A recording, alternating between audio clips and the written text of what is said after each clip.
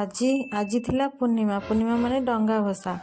आज मु blog T आरंभ करुच्ची मो महादेव शिव मंदिर माने महाविनायक पूजा आम जाइथिलु महाविनायक रे कि भिड बापरे पूरा बहुत जाम हो जाइथिला। तापरे महाविनायक जाएंगे टिके आमे मंदिर दर्शन कर देइथिलु। तापरे मंदिर दर्शन कर साइला परे देखुना केते मांकड़ इरे बाबारे। तापरे मांकड़ मानक टिके खाइबा पई दे देइथिलु।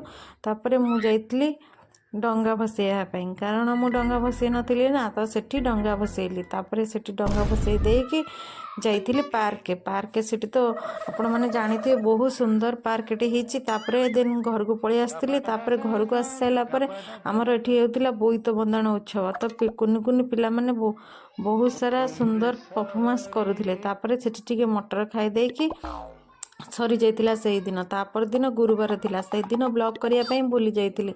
देन तापर दिन थिला शुक्रवार दिन माने समस्त ए दिन को अपेक्षा करथिले कोन जे जानि पर ना छाड़ खाई दिन आम घर हेतिला माछ आउ चिकेन।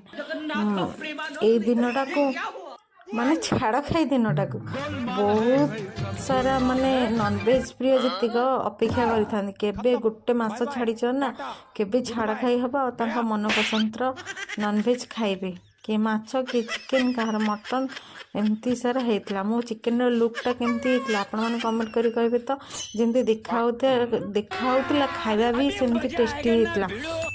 देन खाई सारी कि तापरे आउ कोन सोई पड़ी थिले। आ आपनकर छाड़ खाइरे कोन हेतला मते कमेंट करी।